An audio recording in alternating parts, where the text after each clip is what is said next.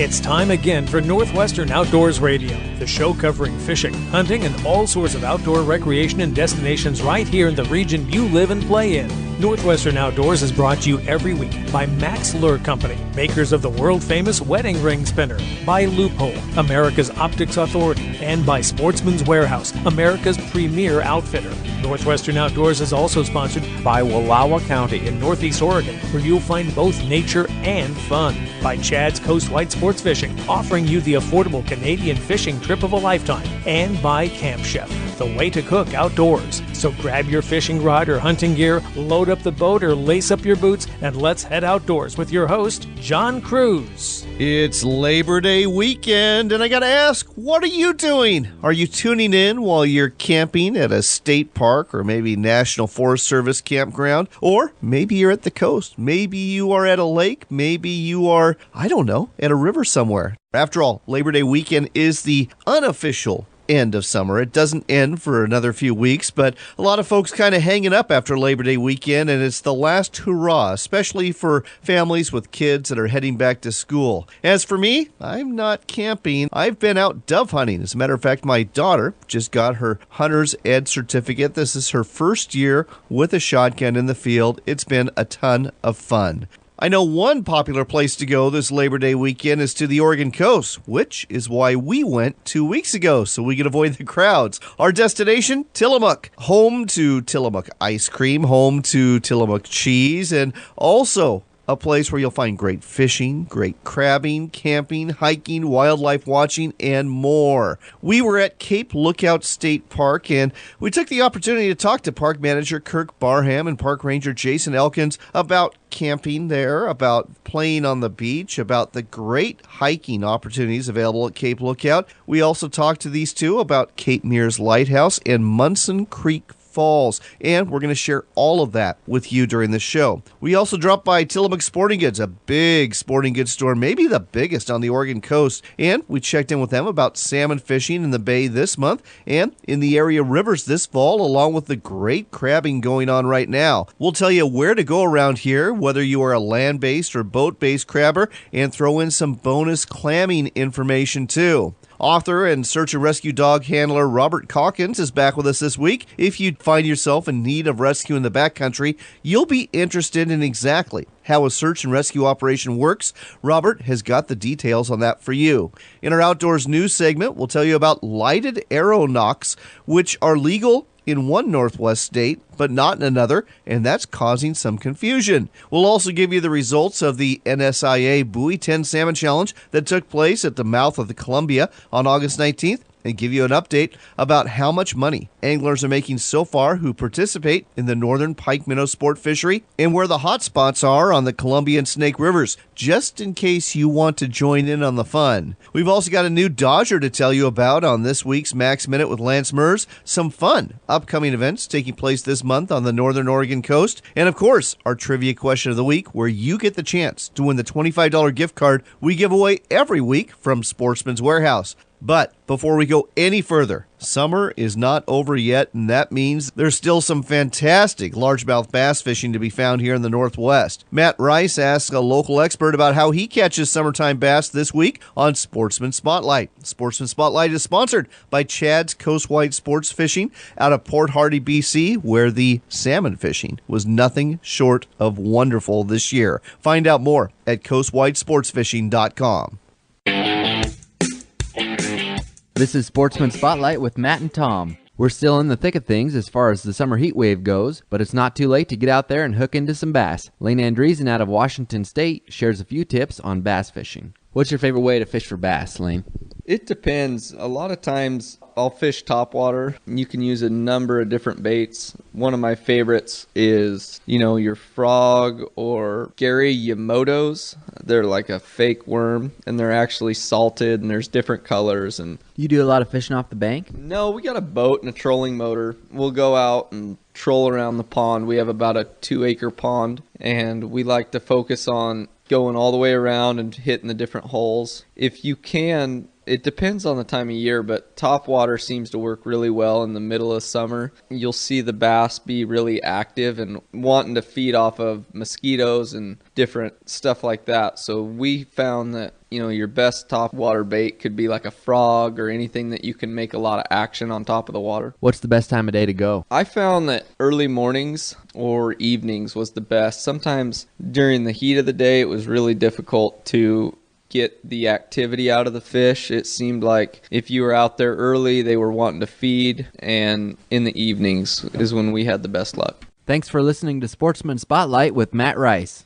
A quality and affordable fishing adventure is waiting for you off Vancouver Island with Chad's Coast-Wide Sports Fishing. Located in Port Hardy, British Columbia, you can drive or fly to your all-inclusive guided fishing vacation. Whether you're after big salmon, heart-fighting halibut, or a cooler full of red snapper and lingcod, you can catch it all here. Better yet, your lodging, meals, and fish processing are all taken care of. Want one more reason to go? The price. With the Canadian dollar exchange rate where it is right now, your U.S. dollar goes further. Space is limited, so go to coastwidesportsfishing.com to book your trip. That's coastwidesportsfishing.com for an incredible BC fishing adventure.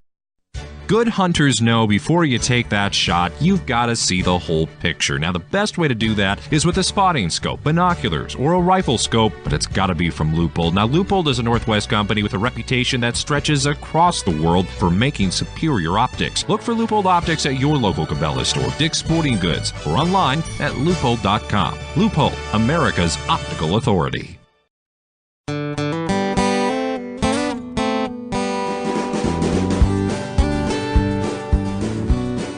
Welcome back to Northwestern Outdoors Radio. I'm John Cruz. We're broadcasting from the Oregon coast, just a few miles south of Tillamook. Our location is Cape Lookout State Park, a wonderful place. And with us here to tell you more about it is Park Manager Kirk Barham and Park Ranger Jason Elkins. Gentlemen, welcome to the show. Thank you very much. It's good to be here. Thank you. So we're going to start with you, Kirk. Why don't you give our listeners a brief overview of this fantastic park on the beach? Sure. Cape Lookout State Park consists of about 2,200 acres. We're situated right close to Netarts Bay. The park comprises of a kind of a coastal forest land. We have a spit that goes out and basically into the ocean, 2 miles. It's a easy walk from the campground. Our campground is situated in an area where we have some of the best views, actually, of the coast. Some of the best walking that you can find just coming right out of your campsite. I say one of the best values that we actually have on the Oregon coast is our cabins. You can't get much closer to the ocean than our cabins. We have 6 cabins, 13 yurts, about 176 tent sites, and 30 full hookups. And we're pretty full most of the year from, I would say, late April, early May, all the way through September.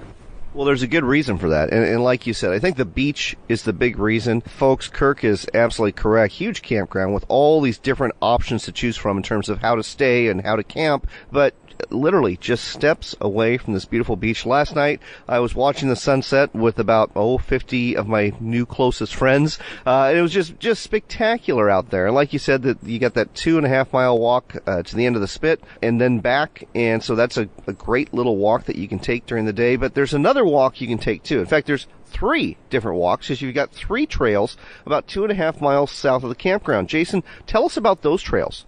Yeah, well, we have the Cape Trail that goes out to the end of the Cape, and that trail is about 5 miles round trip. And it's a moderate hike, not too much elevation gain or loss, but you get great views all the way out to the end of the trail. And at the end of the trail, there's a viewpoint where you can see to the north and to the south. And then we have the North Trail, which is just under 5 miles round trip as well. And that trail is a little bit more secluded, not as many people on that trail. And we also have a 90-foot wooden suspension bridge over Cape Creek that we built a couple years back. And then the South Trail, it is just under 4 miles round trip. And that one's really steep. It takes you down to the south side of the Cape to a secluded beach. That beach, basically, you can only access by foot. There's no vehicle traffic or easy access, so you get a little bit more seclusion down there. And then on your way back up, it is very steep, a lot of switchbacks, so pack a lot of water for that one. But still, folks, as you're getting a sense here, if you like hiking and if you like the ocean, this is a fantastic destination. But this isn't the only place you need to visit around here because, Kirk, you manage not only Cape Lookout State Park, but you also manage Cape Meares, which has a whole bunch of other offerings, and that's just a few miles north of here. Yeah, correct. Cape Meares Lighthouse is one of the unique lighthouses on the Oregon coast. You can actually visit a bunch of different features there. We have an octopus tree, which is kind of a heritage tree. It's a neat feature. If you guys haven't seen it out there, we definitely recommend that you go check it out. It has some Native American significance, yeah, some definite lure to it. We're not really sure, what the purpose of the tree was, but it was definitely something that was kind of coerced. It wasn't through nature. If you haven't seen it, I would suggest Google it, and then you'll see the images, and in person is so just that much more empowering to visit that spot. Great viewpoints to the north, great viewpoints to the south. We have an actual bird watching station there that we get seabirds, ocean birds, and some of the best peregrine falcon watching that you can find.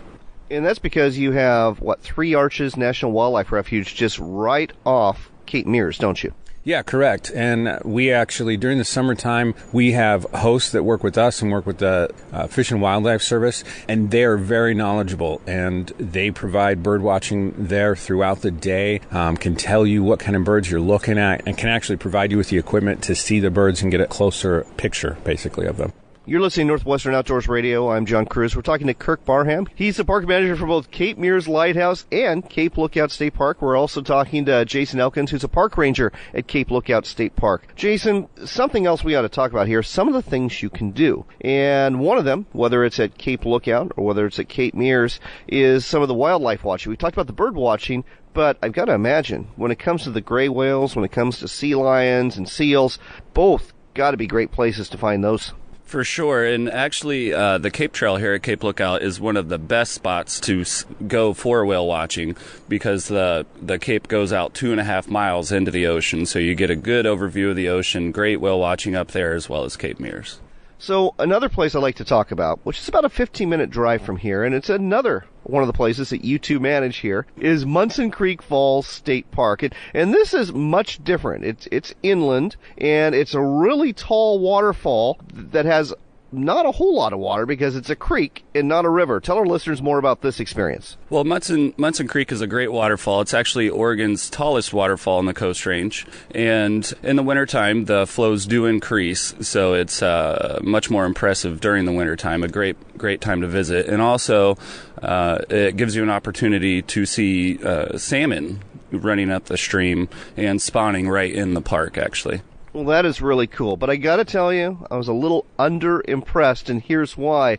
I did my quarter-mile hike. I thought it was going to be like a Multnomah Falls experience or something like that, where I'm going to be having this very intimate view of the falls, and the spray's going to be, splashing against me. And instead, I'm still like a quarter-mile away, and I'm looking through the trees, and it's like, okay, I can see most of the waterfall from here, but it was kind of a letdown. Yeah, well, about 9 or 10 years ago, we had a slide that came down, and it brought a lot of debris and some trees, kind of a jam across the trail.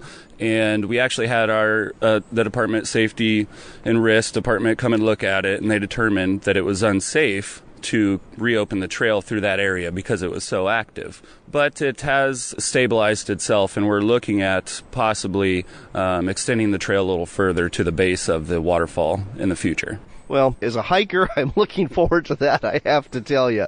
Kirk, are there any other sites around here that people ought to experience? Because you certainly manage quite a bit of real estate here.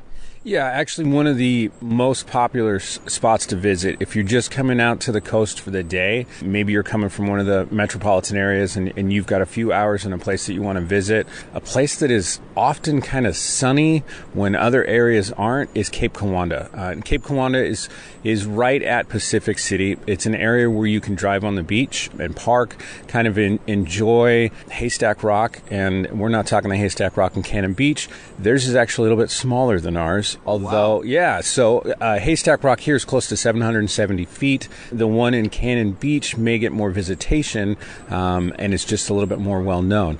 So if you want to go to a spot where maybe there's not as many people, although it is getting more and more popular, there's plenty of activities to do there. We've got a 260-foot, roughly sand dune, which is great for the kids to hike. It's great for all ages to hike. You can go up and you can get views to the north side, views to the south. However, this is an area that we recommend people stay in bounds. We've got signs posted all over the place that basically say, warning, danger, please do not go beyond this point. And that's for a good reason, where we have shifting sands. The sandstone itself is very brittle. You may be standing on a shelf that you think is stable, and it just takes your weight to push that over the edge. So we recommend that people go there, but they do it safely and stay within fenced-off area. All right, we are out of time, but folks, as you can tell, there is so much to do here on the Oregon coast around Tillamook. Whether you come camping for the day to Cape Lookout State Park to enjoy the beach and the hiking, whether you go to Cape Kiwanda, whether you go to Cape Mears and visit the lighthouse and check out the birds and the wildlife, or whether you go hiking south of Cape Lookout, some of the many trails, or even Munson Creek Falls, come on out here. You're going to love it. You're going to enjoy it. But if you want to camp, make reservations well in advance. Kirk, Jason, thanks for telling us all about this on Northwestern Outdoors Radio. Hey, thank you very much. We appreciate it. Thank you. Tired of the noise, the hustle and bustle of the city? Then find your solitude in the lands of Wallowa County. Bring your camping gear and hike into the Eagle Cap Wilderness. Explore the Zumwalt Prairie. Rise with the sun on the Wallowas and hear the early morning stirring of the wildlife. Smell the fresh coffee, the sizzling bacon, and the crackle of the fire. This is a good life, and it's waiting for you in Northeast Oregon's Wallowa County. Come and enjoy one of Oregon's 7 wonders, and you'll wonder why you haven't been here before. Your getaway starts at WallowaCountyChamber.com. This is the time of year to get out and cook out. So make your next meal sizzle with Camp Chef, the brand known for quality outdoor cooking equipment. To eat like a king on your next adventure, go to CampChef.com or visit your local sporting goods store and get cooking. Camp Chef, the way to cook outdoors. You're back with more of the great outdoors on Northwestern Outdoors Radio with John Cruz. It's time again for another extended Max Minute. Fish on! Brought to you every week by Max Lure Company. With us again, Lance Mers, and we're talking about a sling blade. Yes, but not a Billy Bob Thornton sling blade. Nope, this is actually a Dodger that was made by Shasta Tackle Company, and Shasta Tackle Company's been acquired by Max Lure Company. Lance, tell us more about this Dodger. This Dodger is absolutely fantastic. As with Max Lure, we've got a Dodger that trolls between 0.8 miles an hour all the way up to a 1.5, 1.6. But the cool thing about the Sling Blade Dodger is that it takes its place at the higher trolling speeds. So you can troll from 1.8 miles an hour all the way up to a 2.5, which is crazy. That's like trolling for tuna out in the ocean. It's crazy. Absolutely fantastic. And the cool thing about this is it comes in different sizes. We've got a 4-inch, we've got a 6-inch, we've got an 8-inch, and it comes in different series too, such as a UV series, a Diamondback series, Precious Metal series, Shattered Eye series, and a Super Glow series. Try to say all that in one breath. Looking at the bigger picture, I really like this, and this goes back to the whole merger between Max Lure Company and Shasta Tackle Company, because like you said, now you're producing Dodgers that you can troll at speeds anywhere from less than a mile an hour all the way up to 2.5 miles an hour, which pretty much covers the entire gamut of what you're going to be fishing for in the freshwater. That's exactly it. And the other thing about this sling blade that complements it so well is that you can actually bend it and change the action of the lure altogether. And when you're done with it, it's going to give you a reactionary type lure where that fish is going to bite in those more lethargic times. We are out of time, but folks, go ahead and look for the Sling Blade Dodger at sporting goods stores near you or at maxlure.com. Looking for that extra something that will get more salmon or trout into your boat? Then check out the Double D Dodger from Max Lure. The Double D does double duty and helps you catch more fish. The Double D's flash attracts lunkers, and the Dodger's patented stop-start action works wonders to get those fish biting. The Double D does even more by acting as a side planer to get your bait away from the boat where the fish are more likely to be and more apt to strike. The Double D Dodger. It's the Dodger you've got to have from Max Lure. Want to earn a serious reward? You can, and all you need is a fishing rod. There's money to be made catching northern pike minnow. There's too many of them in the Columbia and Snake Rivers, and we'll pay you cash to catch them. Pike minnow eat our salmon and steelhead, and that's no good. The season starts May 1st, runs through September, and the more fish you catch, the more you earn. How much money can you make from this program? Well, last year, one angler earned a cool $100,000. Find out more at pikeminnow.org. That's pikeminnow.org. Go ahead, collect your reward. It doesn't matter what sort of adventure you're after, whether it's big game deep in the backcountry, a day of fishing out on the water, or an overnight in the great outdoors. At Sportsman's Warehouse, we've got the gear in here for what you need out there. Gear up for your next adventure at one of the Sportsman's Warehouse stores or shop online. Sportsman's Warehouse, America's premier outfitter.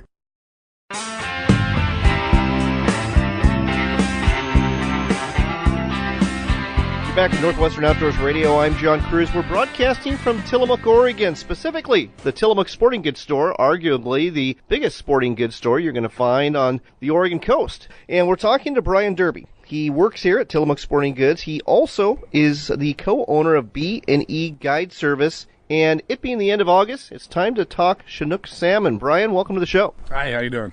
Doing good. So you guide out here. Have the Chinook salmon showed up yet in any numbers? Not in any numbers. They're starting to show now a little more prevalently on the Nehalem, and we'll start to show here any day in numbers. All right, so let's talk about fishing in the bay itself. When is that really going to get going, and what's the drill? How are people getting fish in the boat? From the jaws, out in the jaws, usually it's a herring show, trolling herring, cut plug, and then once you're up in the upper bay, ghost hold is still troll herring, and then the upper bay, mimaloose, and those areas are more towards spinners, trolling spinners. So are you doing this behind weights, or are you doing this with a downrigger, or are you using weights? Just a typical weight rigging, flasher. Some guys like flashers, some just straight to the herring or straight to the spinner. So for those that like to use flashers, any color in particular that seems to work? Chartreuse and green has been the good color this year. And generally speaking, how deep are we talking here? Oh, well, that varies. Out of the jaws, it's deeper, 24 to 32, I believe, is in there, and mimaloose and a half, 2 ounces, and the spinner's a real good bet up there.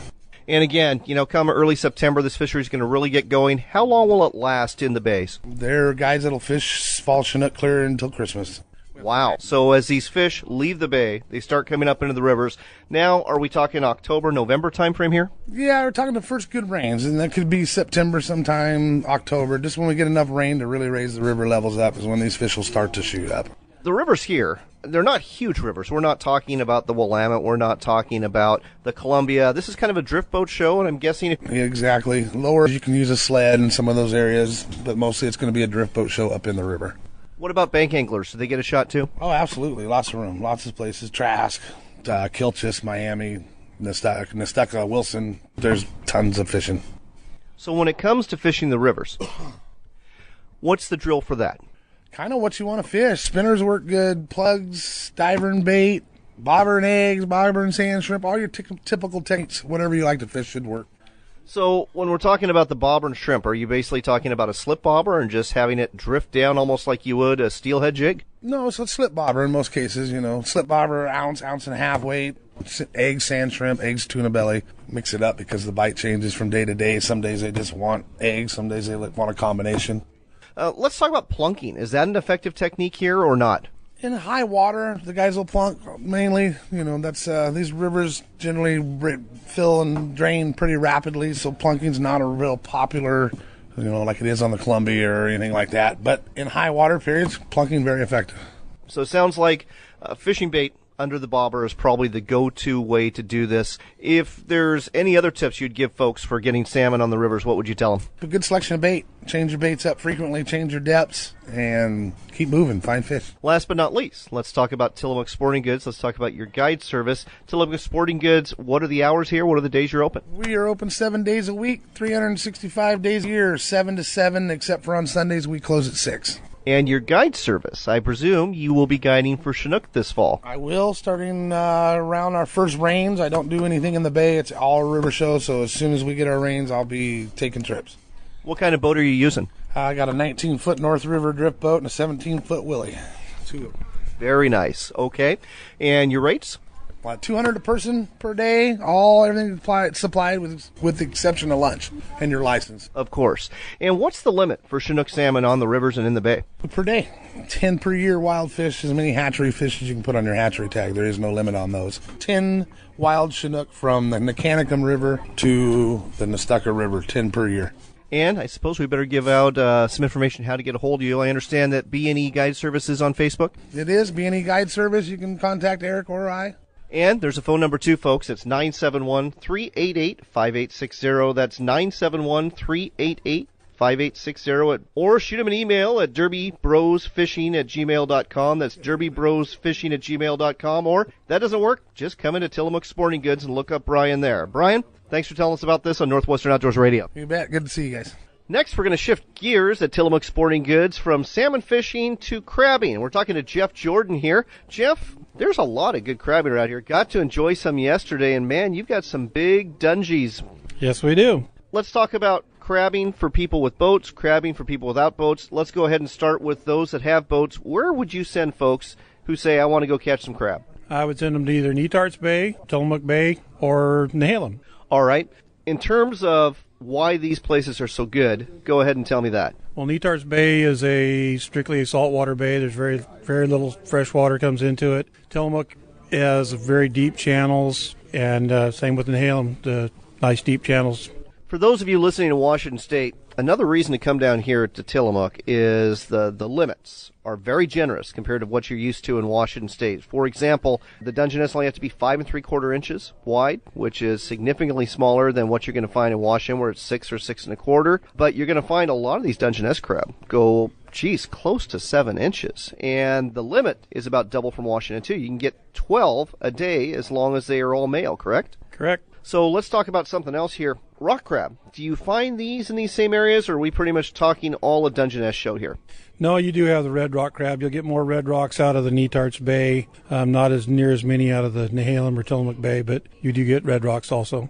Okay, so we've got that for the boats. And by the way, they sell crab pots here. They sell crab rings. They sell everything you need at Tillamook Sporting Goods. And the prices, by the way, especially right now, towards the end of the summer, are really, really good. So you might want to consider coming in here for your crabbing needs. But turning towards those who are land-based, where would you send them? I would send them either to Whalen Island at Sand Lake. Here again, Netarts. You can cast from the beach there with the crab hawks or the loop rings. You can also throw a pot from a lot of the beaches around here and let it sit. Or I would send them to the old Coast Guard Pier in Tillamook or the Brighton Marina or Wheeler Marina docks. All right, so some of those are pay to play, like the Brighton Marina, but the other ones, are those free?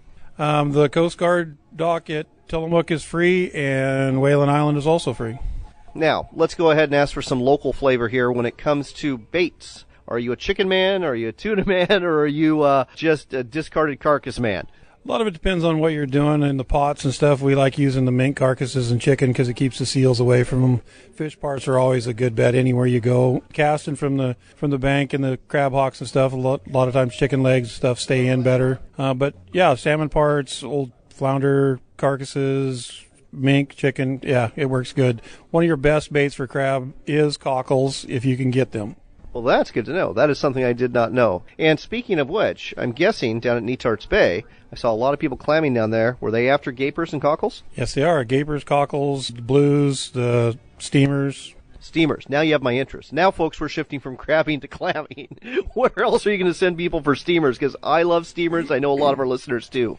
Steamers, there's a lot of steamers out in Netarts Bay, up in the upper end towards Whiskey Creek, up towards the fish hatchery. Sand Lake is generally, Whalen Island here again is notorious for having steamers in it, and the cockles. They also have varnish clams and soft shells. Not too many blues down there, but the blues and all are mainly in Netarts and Tillamook. Well, there you go, folks. You've got 3 reasons to come to Tillamook Sporting Goods and stock up and then go fishing, crabbing, or clamming. It's all right here in the Tillamook area. And I can tell you from personal experience, crabs are really big and they're very plentiful. Jeff, thanks for telling us all about this on Northwestern Outdoors Radio. That'll do it. A quality and affordable fishing adventure is waiting for you off Vancouver Island with Chad's Coast-Wide Sports Fishing. Located in Port Hardy, British Columbia, you can drive or fly to your all-inclusive guided fishing vacation. Whether you're after big salmon, hard-fighting halibut, or a cooler full of red snapper and lingcod, you can catch it all here. Better yet, your lodging, meals, and fish processing are all taken care of. Want one more reason to go? The price. With the Canadian dollar exchange rate where it is right now, your U.S. dollar goes further. Space is limited, so go to coastwidesportsfishing.com to book your trip. That's coastwidesportsfishing.com for an incredible BC fishing adventure.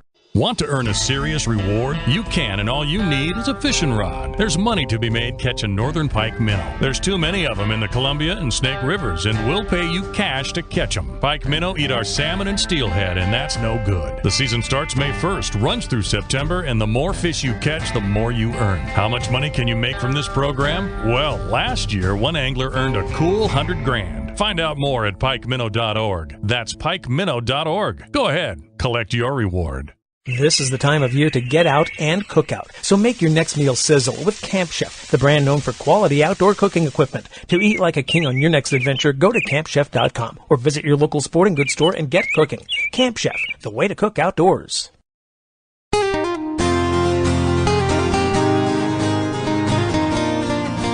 Welcome back to Northwestern Outdoors Radio. I'm John Cruz. Got a question for you. Care to light them up? We're not talking about cigarettes here. We're talking about lighted arrow nocks, which, starting this year, are legal for bow hunters to use in Oregon. The new Oregon rules, though, have caused confusion in other parts of the Northwest, especially in Idaho, where the Fish and Game Department had to issue a press release stating that lighted arrow nocks are not legal in the gem state. Lighted arrow nocks are the end of the arrow you notch to the bowstring, or the tail end, as it were. The lighted arrow nocks are battery operated, and in the words of Jennifer Jackson with Idaho Fish and Game, kind of make your arrow like a tracer round, letting you see exactly where it's traveling and where it ends up. This makes it easier to find too, on the off chance you missed. Here's the problem. Battery-operated devices are not legal to use with archery equipment in Idaho, whether they are lighted arrow nocks, sights, or rangefinders. The fact they have become legal in Oregon, though, appears to be causing some hunters confusion in the next state over, where rumors have spread rapidly that they're okay to use in Idaho, too. Lighted arrow nocks do have some clear advantages for hunters, but there are purists who argue it makes fair chase a little less fair, and those folks say they should not be legal. Some of those folks are found in Montana's Senate, who voted down a bill in 2013 to legalize use of lighted arrow nocks in Big Sky Country. So, in case you are wondering, and just to clarify for everybody in our listening area,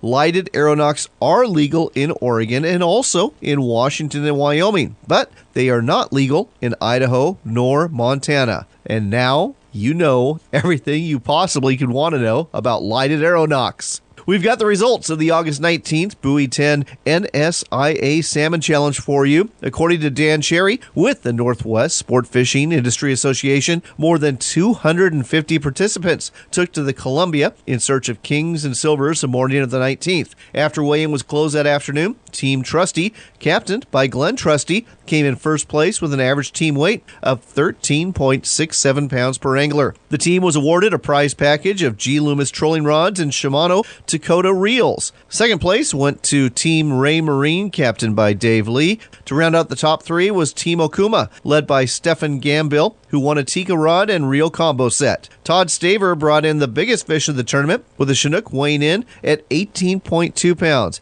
That also got him a check for $1,000, donated by North River Boats. This was all part of the $15,000 in cash and prizes awarded during this one-day tournament. The best news of all, after all the fish were weighed and awards presented, NSIA was able to raise nearly $50,000 that will go towards enhancing fishing opportunities throughout the Northwest. Further up the Columbia River, and on the lower Snake River too, the northern pike minnow sport reward fishery continues. This is the program where you register at a station near the river, go catch pike minnow, and then turn them in and earn anywhere from $5 to $8 per fish when you do. If you're lucky, you'll even catch a tagged fish worth up to $500. As we mentioned before, you can make a lot of money at this. The season opened May 1st, and the top angler has caught some 10,500 fish, including 3 tagged fish, and made over $85,000 in the process. Heck, even the 20th top angler has made some serious dough, raking in over $16,000 after catching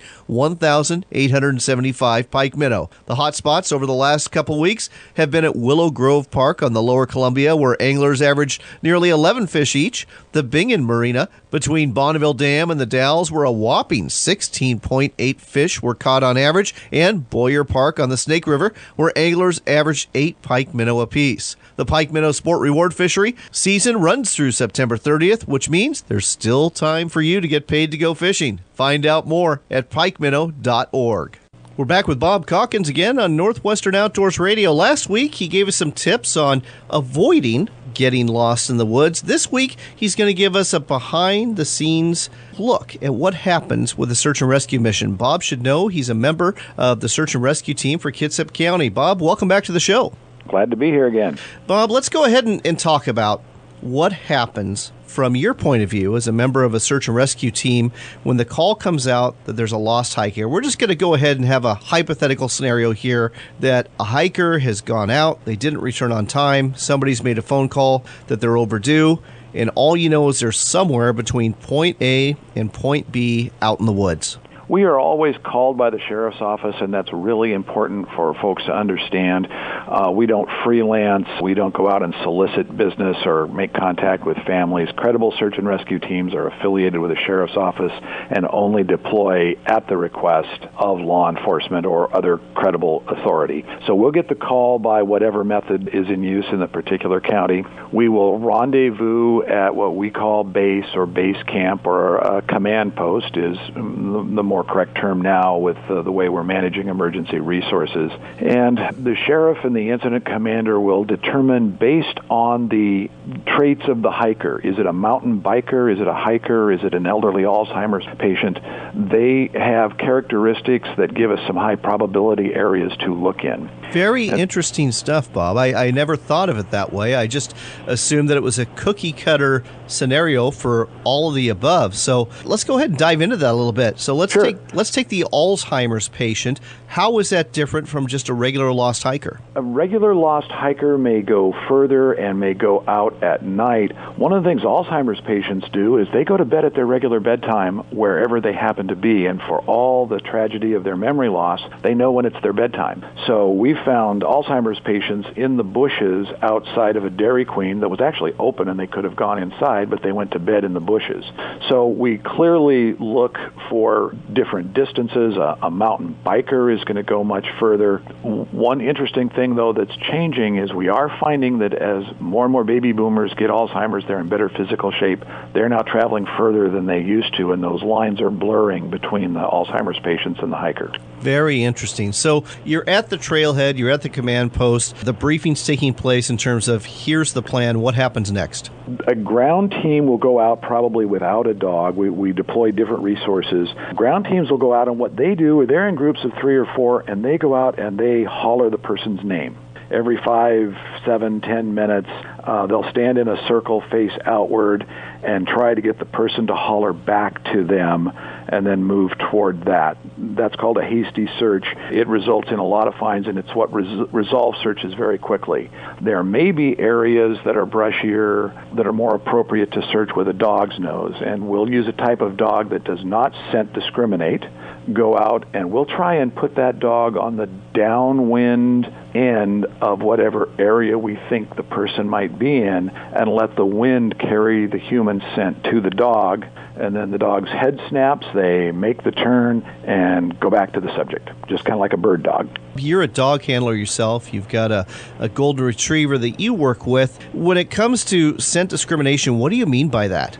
Well, some dogs, and say we're looking for an Alzheimer's patient in town, there's all kinds of people walking up and down the street. So we have to give the dog a scent article so they can identify the actual individual person and follow exactly where they have walked. In the wilderness, there are not as many people in the woods. If we happen to find a backpacker who's not involved, they're a witness. Hey, have you seen Fred? Sure. So we put a dog out that doesn't necessarily need to scent discriminate, but that can go through the brush and work actually off lead, well away from the handler. So the dog that you have, is it a cadaver dog, or is it a dog that scents live scent and hopefully finds somebody okay? My current dog is at a stage of his training where he works off-lead, air scent, not scent discriminating. He's a wilderness search and rescue dog. We just certified in April, and after a particular waiting period that we do just to make sure the dogs are solid, we'll introduce him to cadaver scent, and we will add that to his repertoire. When it comes to looking for a mountain biker or a hiker especially, when you just have no idea where they could be in like a 10, 12-mile search area, that's got to be tough as a dog handler to go ahead and work that. It really can be. Ruger and I were out on a search Tuesday night, Wednesday morning. It was a 4-hour long search that the dog has to stay engaged and enthusiastic, whereas you see most agility trials and obedience, they're done in 10 minutes. So it really requires kind of a special dog who is actually just psychotic for this. To them is a big game. Right. We take what they think is a game, but we're actually doing life and death serious work with it. Fascinating stuff. We are running short on time again, but before we go, I want folks to know about your books. You've got 3 published. Go ahead and tell our listeners about them one more time. Well, the one for grown-ups is called Digger, Sierra in the Case of the Chimera Killer, and it's based on the exploits of my first search dog, Sierra, where a 17-year-old dog handler and Sierra are one step ahead of the cops catching a serial killer. But before you read that, you can read The Kids to Sleep with Sierra Becomes a Search Dog and Sierra the Search Dog Finds Fred. They're age-appropriate children's books. Also about Sierra, I'm hearing from readers that's producing great discussions between kids and parents who are reading about the same characters. Great stuff. Now, I know you can find it on Amazon.com, but I understand you have a website as well. Sure. RobertDCalkins.com, and Calkins is Calkins, RobertDCalkins.com. There you go. Bob, thanks again for the great advice and the inside look at what happened on a search and rescue mission. John, stay safe.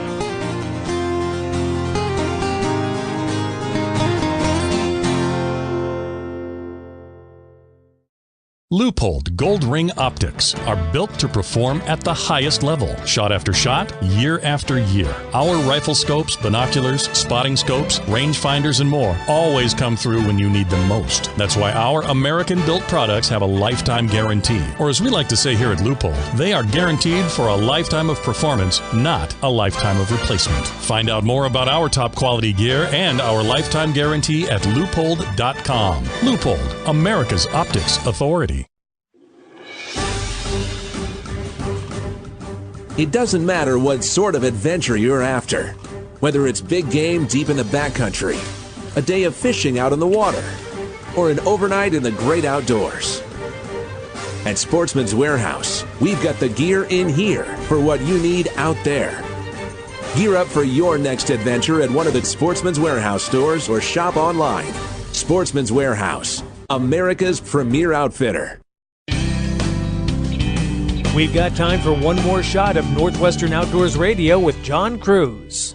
We hope you enjoyed our trip to Tillamook and Oregon's North Coast this week. If you plan on going in the month ahead, and you should, by the way, we've got a couple of events to tell you about that look like a whole lot of fun. Both are taking place in Pacific City. The first one is the Bloshin Surf Slam. That one's going on September 9th, 10th, and 11th. There's also the Longboard Classic in Pacific City on September 16th, 17th, and 18th. This is an international surfing competition, and surfers from all over the world are coming to Cape Kiwanda Beach to compete. You can find out more about that one at CapeKiwandaLongboardClassic.com. And now, it's time for your Sportsman's Warehouse Trivia Question of the Week. This river in Washington is the Evergreen State's only blue ribbon trout stream, and it produces some very nice rainbow trout pretty much all year long. The stream is favored by fly anglers, though gear anglers fishing spinners or spoons with single barbless hooks do well too. Do you know the name of this river? If you do, go to our Facebook page at Northwestern Outdoors Radio, like the page, find the post, and give us your answer. Or, if you prefer, go to our website at northwesternoutdoors.com. Just go to the Contact Us page and shoot us a message as to what river we're talking about here. It's Washington's only blue ribbon trout stream. One lucky person who guesses right will win the $25 gift card we give away every week from Sportsman's Warehouse. There's Sportsman's Warehouse stores all over the Northwest, and that means there's one close to you, or you can go online to sportsmanswarehouse.com. If you haven't had a chance yet to listen to our new show, America Outdoors Radio, you're missing out. It is growing by leaps and bounds. As a matter of fact, we have added affiliates in Alaska to include Anchorage and all the way up to Prudhoe Bay, about as far north as you can get in Alaska. We've also landed our first affiliate outside of the Northwest in Johnson City, Tennessee. Look for a station near you at AmericaOutdoorsRadio.com, and if your station's not there, contact your local station. Let them know you want to hear America Outdoors Radio. It is the national national show with a West Coast influence that covers fishing, hunting, and the shooting sports. The website again is AmericaOutdoorsRadio.com. Another place you can hear both that show and this show is on WRVO Radio. You'll find that website at RenoViolaOutdoors.com. It's an internet station dedicated to outdoors programming 24 hours a day, 7 days a week, and both of our shows air there, as well as, 30 plus other shows covering the outdoors throughout North America. That website again, RenoViolaOutdoors.com. That's all for this week. I hope you're enjoying this Labor Day weekend and what is often known as the unofficial end of the summer camping season. Until next time, take care, God bless, and make it a point to spend some time outdoors.